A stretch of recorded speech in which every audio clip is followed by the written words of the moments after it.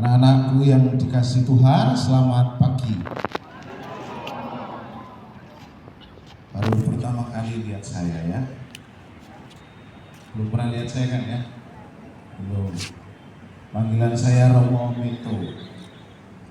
Romo Mito Deus, tadi panjang sekali jadi singkat saja Mito.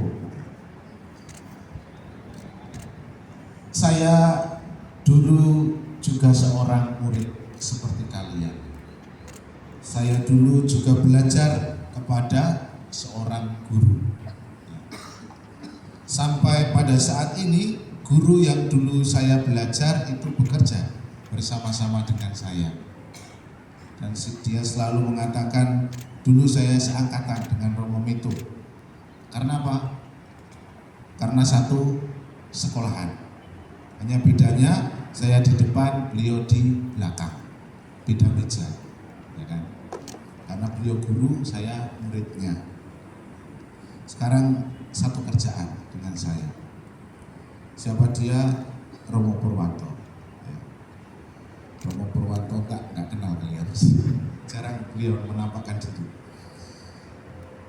Ketika kita melihat sosok seorang guru, kita melihat ada masa depan yang cerah di sana. Karena apa? Guru itu menerangi pikiran kita. Kalau dalam bahasa filsafat, ketidaktahuan kita itu disenteri gitu ya. Sehingga kita jadi tahu apa yang ada di dalam ketidaktahuan kita itu. Disenteri tahu, diberi cahaya gitu.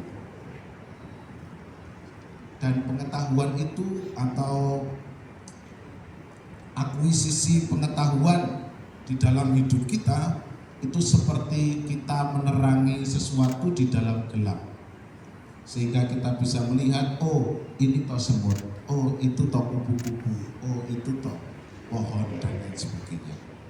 Itu pengetahuan yang sebenarnya kita miliki. Dari yang awalnya tidak tahu sama sekali, kita jadi tahu banyak hal dari seorang guru.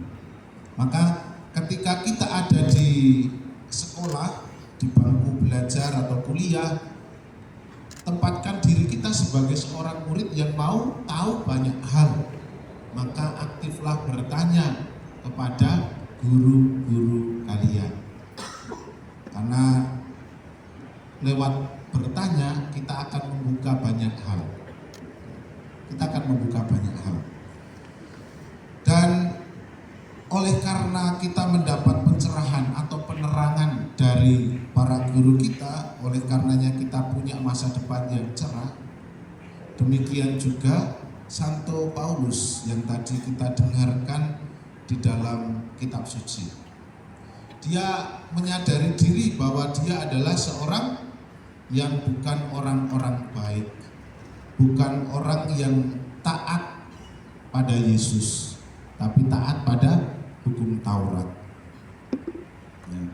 Karena dia belum mengenal Kristus, maka dia bertindak apa yang menjadi pilihan hidupnya. Dia menyiksa, membantai habis-habisan para pengikut Kristus itu. Dan sampai pada suatu ketika dia menemukan titik balik. Dan saya pikir itulah saat dia menerangi pikirannya sendiri. Dengan apa? Dengan iman kepada Kristus. Ya.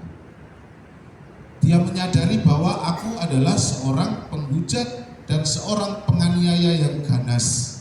Ya. Ini Paulus.